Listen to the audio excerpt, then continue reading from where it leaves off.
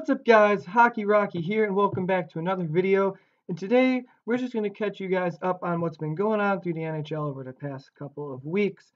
In the background, I believe it's Division 4, I'm not quite sure.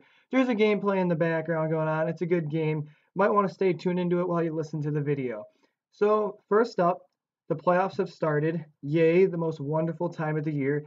I want to talk about the playoffs first.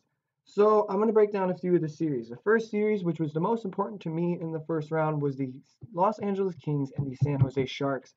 Now, the Kings were heavily favored going into the series, and of course, I'm biased. I thought the Sharks were going to win, and I felt, and I still feel, that this is the year. This is time for teal.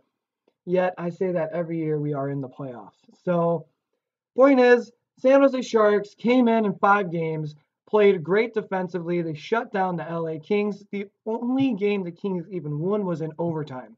So the fact that we take down our arch rival, they couldn't even beat us in regulation, I thought that was pretty impressive. Now, overall, 5 games. Most valuable player of the series, I would have to go with either Joe Pavelski or Martin Jones. The leadership of Joe Pavelski really showed up so far in the playoffs, and I'm hoping he can continue rolling it through the rest of the series that we're in. Now, one of the most interesting, I guess you could say, series that I attended with was the Florida Panthers and the New York Islanders. Now, I predicted the Islanders to win, but I would have liked to have seen Florida win. Just, it's the Florida Panthers, Jaromir Jagr, the Mullet Man, Roberto Luongo, some of the young guys out there, Ekblad, Bukestad, so on and so forth. Boy, I predicted the Panthers to lose the series because of playoff inexperience. Now, of course, I'll say that and people are going to come at me, oh, what about Luongo? Oh, what about Jagr? But look at the rest of the team. Barkov, Bukestad, Ekblad. There's not a lot of playoff experience there. They're very inexperienced, and I just didn't think that they were going to be able to handle the playoff-type mentality hockey that they would need to, and it definitely showed. And I think the big reason why New York won this series was because of the fact that they could easily close out the Panthers in overtime. The Panthers couldn't win in overtime.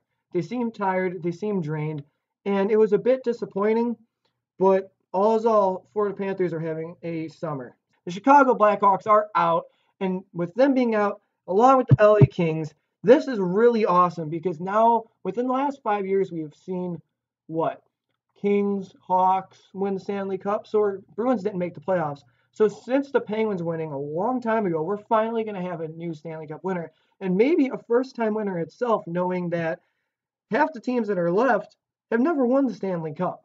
So that is really exciting for me personally. Obviously, the Sharks, in the top 8 here, I would love to see us go through and win it. I have to bring up Game 7 in St. Louis, Brent Seabrook's post-to-post. That was upsetting. I'm sure that was gut-wrenching for most Hawks fans. So another topic that I'd like to talk about, are the San Jose Sharks a legitimate threat?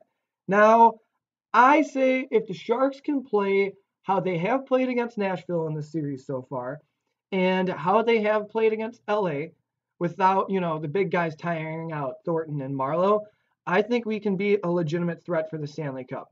My personal prediction, do I think the Sharks will win the Stanley Cup? No. I do believe that we can get there and we can make a run for it. So I'm hoping to have a short summer and a long, deep playoff run. I'm hoping to see us get there. Let's break down the Nashville Predators and the Anaheim Ducks Round 1 series. I had the Anaheim Ducks. This was the big bracket buster for me. I did not think that the Nashville Predators were going to pull through, and they were able to by winning games 6 and 7. They were put under the pressure, and they were able to take down the pressure and take down the Anaheim Ducks with it. Anaheim Ducks then went into firing their head coach, Bruce Boudreau, which I can't say I'm surprised. Former Caps coach was fired, choking the playoffs. The Ducks kind of choked it here in the playoffs. We're expected to win. And now he's on to the Minnesota Wild. So Minnesota, have fun next year. That's all I have to say. I'm not a big Bruce Boudreau fan. So other coaching adjustments made around the league. Flames have fired coach Bob Hartley, which I believe is reasonable due to the fact that the Calgary Flames they're not a depth team. And Hartley, I don't think the coach itself should not have just been fired. I think it also should have been some of the management, maybe the general manager. But they're not a depth team. I mean, who do they have? They have Johnny Hockey. They had Hoodler. He's gone. Defense, they have Gio. They have TJ Brody. There's just not a whole lot of big names there. And people are going to say, yes, Sam Bennett. but Sam Bennett is young. He's not where the Calgary Flames need him to be yet. So that's not somebody that I would include in the big picture. The future of the Calgary Flames, yes. So, yep, Bob Hartley, pack your shit. You're gone. The Ottawa Senators have named Guy Boucher their coach. I have no background knowledge on this guy, so I'm not going to give any. I don't want to give out false information. I'd like to give some shout outs to a few players so far in the playoffs that have really impressed me. Now that Tampa Bay has knocked out the New York Islanders, I'd like to shout out Thomas Greiss, for former San Jose Sharks goalie. What a playoffs he's had. He's had a great season coming in for Halak, and that's about it. He really played well, and in a way, I'm kind of disappointed. Just knowing, he's a former Shark. I would have liked to see the Islanders go a little farther, maybe to the conference final, have a little luck with him. But the best to him, he played a great series. And if you didn't know, Tampa Bay knocked out the Islanders in 5 games tonight, actually.